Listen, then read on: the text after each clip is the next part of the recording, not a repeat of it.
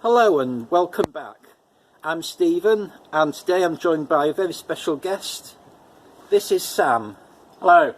And I've known Sam all my life because he's my brother. And those of you who've been watching will know that he's going to be coming on to do at least 14 different stories. This is the first of them. They're all randomly picked, so we don't know when they come up. We might see him 14 times in the next year, or maybe not at all for another 5 years, and they could all be a bit more spaced out.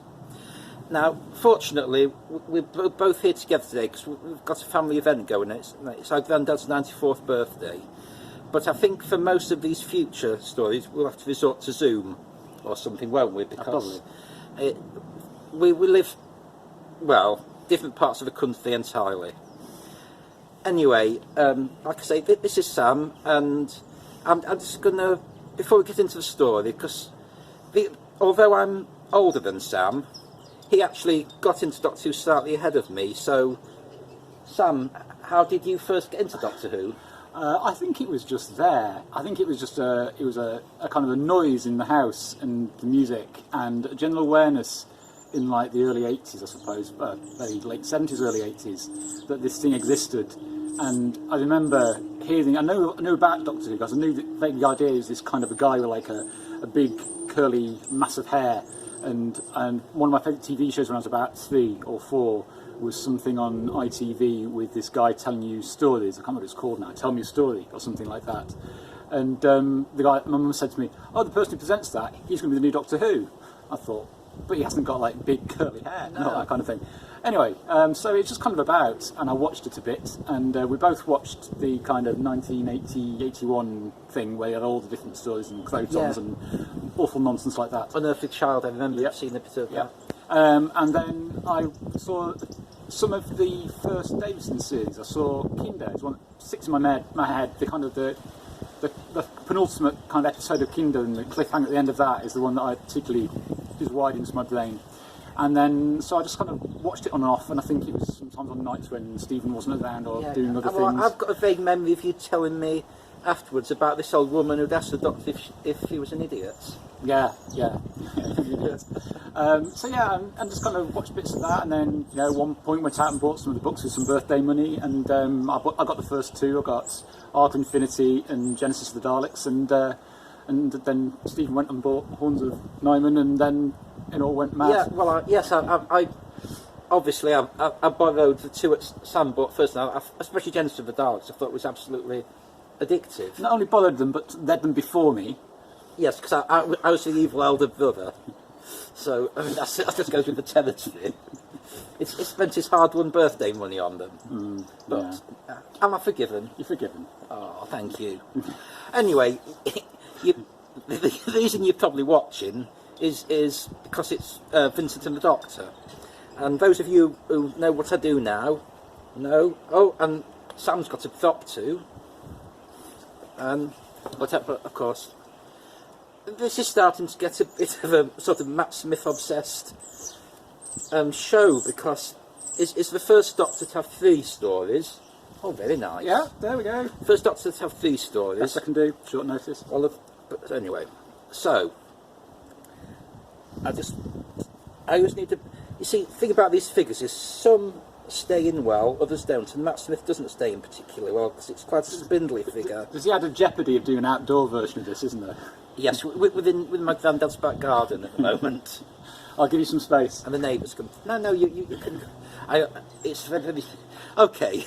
I feel like extra silly now, but it's time to talk about Doctor Who. I've got the Doctor in my hat. I'll have to stay very, very, very still, or he'll fall out and go splat. Hey, all the way down to the ground that time. Usually he just falls onto my knee. But anyway. You get a different sense of that live. Right. So, Vincent and the Doctor. I don't know whether I mentioned that all the stories that Sam is appearing on with me are ones he's selected himself. He has to select one for each Doctor, plus we'll also be doing a bonus one. There's one story, Silver Nemesis, which you already know we both want to absolutely stick the knife into. That's extra. There will be a better McCoy. Well, in the opinion of one of us. Before we start, why did you select Vincent and the Doctor for Matt Smith? I think I picked it because I feel it's a little atypical in certainly 21st century Doctor Who in having a historical character that isn't treated like a cartoon character. And I kind of thinking in my head, I kind of contrasting that with the Victor of the Daleks one with Churchill, which is basically just a cartoon. It's like a cartoon version of Churchill. It might as well be drawn. Yes. Entertaining, I suppose, in its way, but it's just nothing. There's no kind of sense of who this person is, and even in the kind of constraints of a children's TV show, which is essentially what Doctor Who still is when it's at its best, they've managed to kind of give a sense of kind of life and almost kind of a dignity is probably not quite the right word because it's in Doctor Who, but just some sense of the character that's kind of it's a respectful portrayal, isn't it? Yeah, I think so, and it's such a great performance as well. Of the guest star performances in New Who or whatever you want to call it. That's just up there. It's just such a fine bit of work. I think it's not quite, but it's very, very close to being a three-hander. So there are a few other characters at the start, but they don't get much of a look in. Just in the restaurant, cafe scenes. Now, obviously, being a depression sufferer, you might think this story has a particular impact on me, which actually not so much. I mean, because obviously this came out 11 years ago, I didn't have depression 11 years ago, although I was feeling sad at the time because this was actually first broadcast exactly a week after our grandma died. It wouldn't be the first episode after the death, because there was one actually on the day that she died, which certainly I saw on that day, the second part of the Salorian one. But so feeling sad, and then this story, this very emotional story, comes on. So although I wasn't suffering from depression, I sort of felt I temporarily had a little bit of insight into how people might be. But of course, since then I know that depression's different for everybody. And for me, although this is a good story, it's an excellent story, but from a depression point of view, I think I find Can You Hear Me more relatable, personally, but that's just me. Others may find Vincent the Doctor more relatable. And I think what it is because although what Sam has said is perfectly true about Vincent being a well portrayed character, is still at the end of the day a famous person. And Can You Hear Me examines depression in sort of ordinary people. We've got flashbacks to when Yaz was suffering, and also we've got Ryan's friend whose name has temporarily escaped me from all, but I will do my research properly when that story comes up, obviously. Unless you can remember. I can't know. And of course, the other thing about Vincent and the Doctor is we all know what the ultimate end is for Vincent, and in the Doctor Who universe, that has to be, although it's not stated as such in this story, it obviously has to be treated as a fixed point in time, because to do anything else would be crass and disrespectful. So you know that even after, you've got this sort of wonderful epilogue where the Doctor takes Vincent to the museum to see his work, which I absolutely love. But then I feel the sort of second epilogue, when just he and Amy go back, is maybe not required, because I think the message has got through. Everybody knows about Vincent. It's been even said during the script, the Doctor says during the script, what is going to happen to Vincent. But that's just a minor quibble on my part. I mean, how do you feel about the sort of double epilogue? I think at the time I kind of felt, is that a bit, it's Richard Curtis episode, so is that a bit Richard Curtis-y? You always use that as a kind of a way to describe it. I think watching it again, as I did last weekend, I'm much happier with it. I think it's, Again, go back to the fact it's kind of it's a kids' TV show. It's Yeah. the kids who know a bit about Vincent Van Gogh. They know that they know about the pictures. Might have seen something, but the point about it, you can't pull the punch in this episode about what happens in the end. To Vincent, you can't do that, and you kind of have to do. I think you have to do that. I think you almost have to have that kind of follow through in some way beyond the kind of the moment at the end, and sort of say, well, what does that imply? What does that moment mean, and what does that moment mean in totality of his life, potentially in totality of of anybody's life? Those kind of the composition of kind of there's awful times and good times, and I think it kind of earns it. I think it earns the right to do that. Yeah. So I think I'm much happier with it, but I kind of. My discipline as I get older and advance further into middle age is kind of time. Not as far as me. But... Yeah, no. It's try and watch more of these things kind of through the eyes of a child's eyes if I can, because I was kind of aware a few years ago. Well, I'm in my 40s now. I can't claim this as my show, and nor should I anymore. But can I enjoy it? And try and think about the way that my son might. Enjoy watching it. Who's, because when Doctor Who came back, you were up your 20s. I was already into my 30s. Yeah.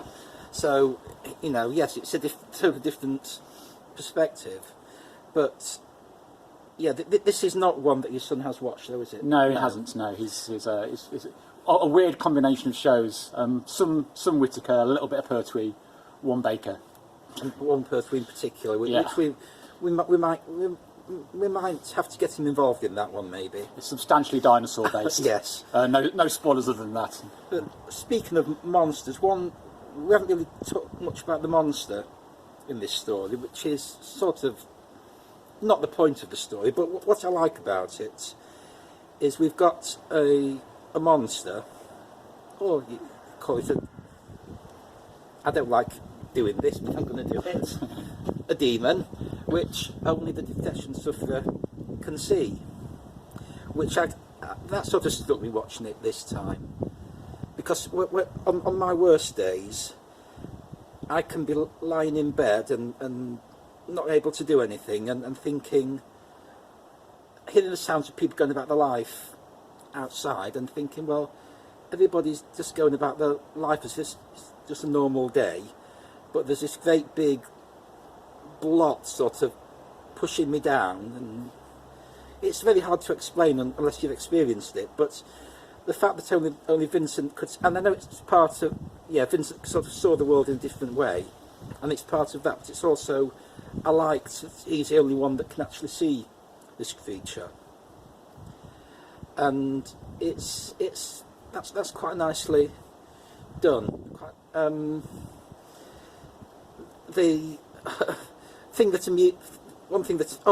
before I get on to the thing that's amused me, the other bit is, of course, Amy is suffering in this story as well, but she doesn't know why, which is quite interesting, because she's just lost Rory, but she's got no memory of Rory. But she's sort of at the back of her mind, she knows something is wrong, but she doesn't know there's something wrong with her, but Vincent picks up on it. The Doctor's busy trying to distract her, that's why they went to the museum in the first place. So you've got Vincent, you've got Amy, and you've got the monster. They're three damaged individuals, or damaged in different ways. The monster's been abandoned on the planet because of his blindness, or its blindness, or her blindness, whatever. And I suppose the Doctor's a bit damaged too, because he's feeling all sorts of guilt, I imagine, and so there are no really happy people in this story. It's not a good happy place for any of them. But anyway, the thing I was going to say, the thing that amused me was when Amy, where on earth she got them from, where suddenly she festoons the outside of Vincent's house with all these sunflowers. Goodness knows where they came from. But it just reminded me a bit of the David Tennant story, where Rosie's trying to get Queen Victoria to say she's not amused. Just trying to get Vincent to do his bit, his party piece, as it were. Yeah, no, and I think about that too, and I think that's kind of where I came in a bit with that. That's another one where the ones where where you have the thing, this trope in 21st Century Doctor Who, and in the old Doctor Who of, the Doctors and companions kind of treating kind of time travel as a bit of a theme park occasionally, kind of going and seeing things, and then but once in a while, and this is an example of this, I guess, and maybe it's the only one, I don't know, but that kind of tendency stops being fun in some way and kind of give them a proper punch, and that's another reason I think I quite. Yeah, I think things are handled half decently in Rosa as well, much later. Yeah. But yeah, it's the sort of celebrity historical was never really a thing in 20th century Doctor Who. I mean, there's obviously Marco Polo's the most obvious example, but that was in the very early days of the show, and the show was trying to be educational. It wasn't anything. Do this, Marco, do that, Marco. It was no. I saw this like the Marco Polo catchphrase.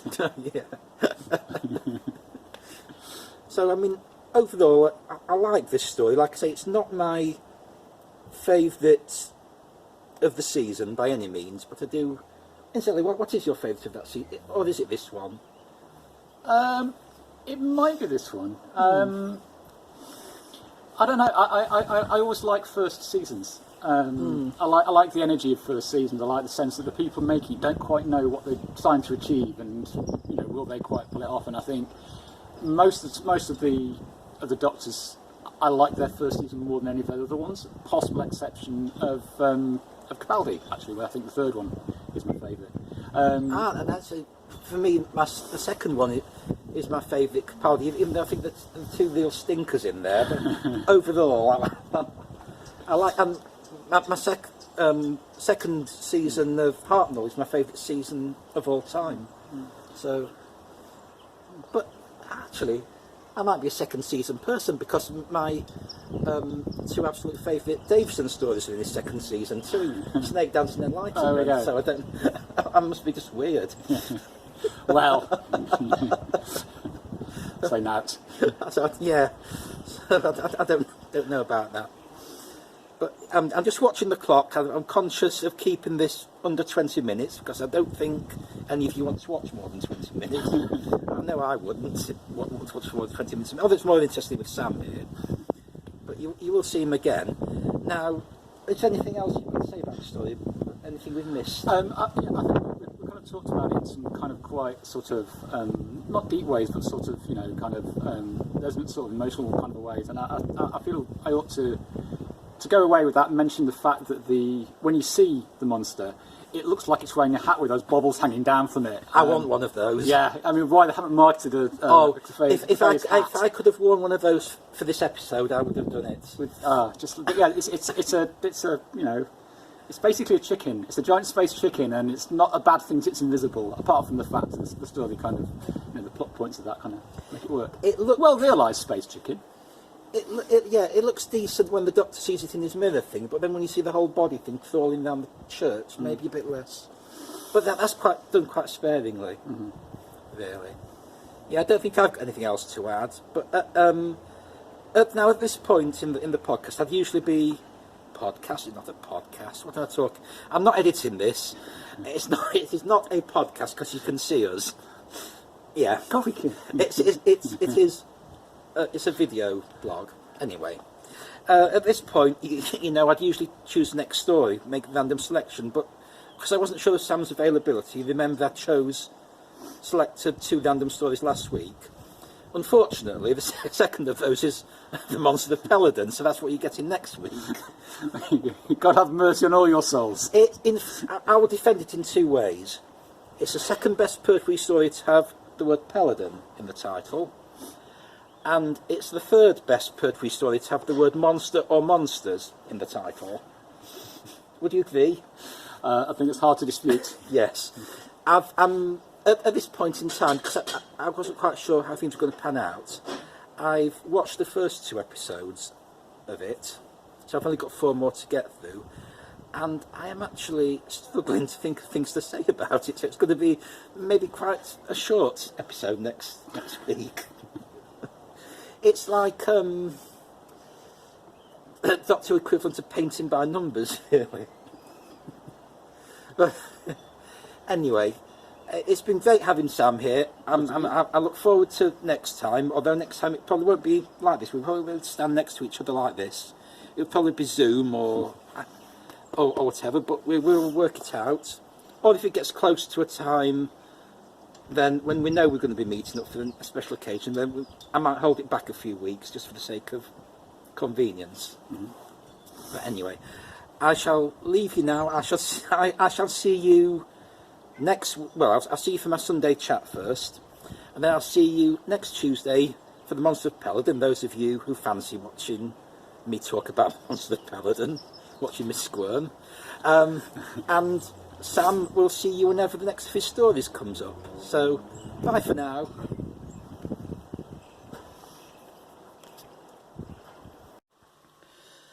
So, with all the excitement of having Sam on the show, I completely forgot about my outro. So, let's not break with tradition.